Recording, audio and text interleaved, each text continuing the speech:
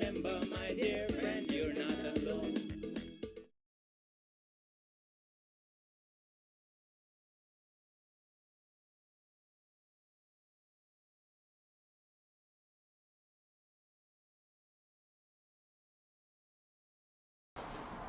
I am a humanitarian. That is basically the title that could cover everything that I'm into and passionate about. I've been in this particular field for over a decade. I started out of high school, and I started during high school, reason being I was looking for an escape from my situation at home. And what situation was that? Well, my father and I, when I was first born, we seemed to be best buds. Everything started out great. And then, I don't know, I honestly can't pinpoint exactly when things changed. I was probably still really young. But after a while, we just didn't have that father daughter bond. And I was a really good student, pretty intelligent. Like, I knew the school I was going to pass to go. I knew I wanted to go to some multilateral, and I got through. You would think that your parents would be extremely proud and happy. That's such a big feat. You did great. You did amazing. My mom was proud. All of my family members were proud. But my father, he was, I guess he was indifferent to it. And that was a bit disappointing for me because I really did expect him to, be really proud and vocal about it. I started multi, and of course, being a top school, it was not cheap. And we were not rich. It was a typical middle class. I would say more on the lower end middle class because he was a regular car driver on the road. My mom at that time, she was working at a garment factory for not much of a big salary. So she did her best to make ends meet. By that time, I had a younger sister. I had two younger sisters. One, she was now preparing to write exams to cross over to secondary, and a baby sister. And at that period, me coming home asking for, money for assignments and stuff, it started to put a strain on our finances. At least that's how it came over to me. And my father, for the life of me, I don't understand why whenever he got mad, he would always, take his frustration out on me. And he would use this particular word. And I think that word onto this day is something that resonates deeply with me because it came from, daddy. And his pet name for me was Waste. And I would question, like, if I was really his daughter, like if he was really my dad, and if this is okay, because in movies you never see this type of, pet name being used. Like, why would somebody every chance they get mad, and for the most menial of things, you might have left something out of place, something might have been, spilled, something of the sort, but nothing life threatening, nothing major that in my regard should have led to me getting that type of, feedback from him. And then there were some other things that he used to do that really traumatized me as a child. And I mean, I've been working on them now, and really and truly, like the waist thing really, after that, it was hard for me because I was 11, 12, 13, 14, around then, and I could not understand why my father hated me so much. And it made it hard for me to want to go home. So I started doing after school activities. I ended up joining the art stream, so they always had activities happening, plays, skits. We had to go to Georgetown a lot. And, I was just out and about and becoming more vocal in expressing myself because I was very much reserved where my emotions were concerned because I was taught to bottle them up for so long. And through arts, I was able to, express myself in different ways. I use humor, I do to this day, to overcome certain stresses I'm going through. there was also opportunities for volunteering and helping others. So when an opportunity came for me to join a really good, solid youth and sports club, I took it. I also participated in church. You know, I did whatever I could to prove to myself that I am not what my father says I am. You know, because that thing all, you know, it was always something that was nagging at the back of my head. Like, the whole world could be telling me they are proud of me, and you would not get a congratulations, you wouldn't get a hug, you wouldn't get any type of positive feedback from him. And I mean, it started from small projects to then, you know, ended up being bigger projects, and then there were networking. There were so many networking initiatives that came along, and then after a while, like, you know, I fell in love with what I was doing, because not only was I doing it to help others, but it was something that I saw we needed more of in our society. We needed more persons who could extend a helping hand to others who were not emotionally capable of, you know, really handling what they were going through. Being from quarantine in Berbice, you hear a lot about suicide. You hear a lot about persons just wanting to end their lives, and persons do go about doing it. I experienced a really close suicidal death when I was about 17, 18, and it was somebody who was also going through family problems, family troubles, and it really hurt because she was just like me, at least, you know, the bubbly personality, is a lovable type of individual that she was.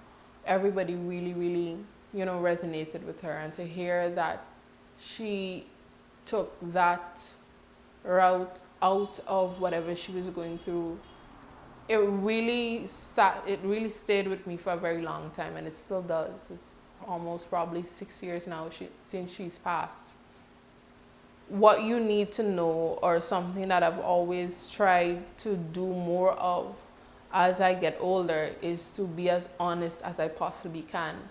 And yes, sometimes that means I can have some very inappropriate topic choices, or say things that persons might not normally, you know, want to talk about, or bring up things that persons try to avoid or hide away, because, you know, they feel that they're hated or probably judged, or people will look at them differently and they'll be seen less than in the eyes of others.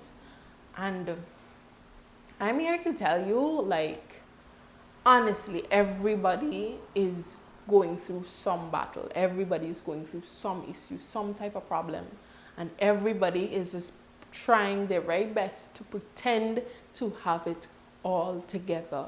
And sometimes some persons just can't keep it all together anymore, and they crack under that pressure. As we say in the field of social work, that person experiences burnout when they are no longer able to be effectively productive because they have so much going on, all these different things happening, and they're not taking time to really sit with themselves and understand their feelings and their choices and their behaviors, because there is a subconscious control mechanism that is really steering us in our lives. And most of the times as adults, it stems from, you know, childhood things, unhealed childhood trauma in most kids, in most instances. So, I mean, at the age of 25, I would have accomplished so much. And, you know, I am better for it. I'm better for the losses, or as I say, the lessons and the wins I've experienced in life. But I'll tell you, like, most recently, this past Father's Day, my father is no longer the man that he was. He is sickly now. And as I watched him, you know, take his time down that step at the age of 50 something, he takes his time and goes down that step the way that an elderly man in his 80s or 90s would go. And then for him to still not be able to say, you know, he's proud of me, or congratulations, or, you know, you did something good, you did something great. For me, it has been so many years since whatever has happened. He no longer uses the word, obviously, because I went from being quote unquote a waste to somebody who now contributes the most financially to looking after a family, because he can no longer work, and I do try to support my mom when I can. So I am helping out as much as I can. So I went from waste to, you know, worth. But to see him in that position, to see him that sickly, and to still not be able to have a father that comes and hug me, or, you know, be able to sit with him and say, well, daddy, you know, this is happening in my life, this is going on. It really brought me to tears, because, I mean, I've been told that, because I had to get therapy. I did do some counseling, and the groundwork, the inner child work, involves me, you know, facing up to my father. And for some reason, like, I will reach points where I try to, and then other times where I, you know, he says or does something that just says, yeah, no, I'm better off without him. But really and truly, today, tomorrow, if he goes, you know, I might have a lot left unsaid. So I will eventually work on it. But inner child work, it is something that all of us must embrace. It's something that we all should work on. There is something, again, subconsciously, that is controlling all of our choices and behaviors. You might be excelling in what you're doing, but why are you excelling? Why are you pushing yourself hard? Why so hard? Why do you have to get these things this particular type of way? Why do you have to get everything as you've planned it out? Like, are you really doing it for you, or is there something, some reason that when you were a child, you know, you were exposed to perfectionism, you were exposed to whatever it is, you know? Getting counseling and therapy is a new message that I am trying to push out there to others, or at least I'm trying my very best to push others to be more vocal and expressive. Try not to sit with things that are hurtful. Try not to sit with your pain for too long, because you do need to be able to vocalize or exhibit or express it in some form or fashion before it takes hold of you and you just can't anymore. So that's just the real reason for what I've been doing. But again, I mean, it came from a place of hurt, but I'm now in a position of healing and of good health. So it's not a completed journey, it's still ongoing, but I can definitely say that sometimes the biggest hurts in our life, or the biggest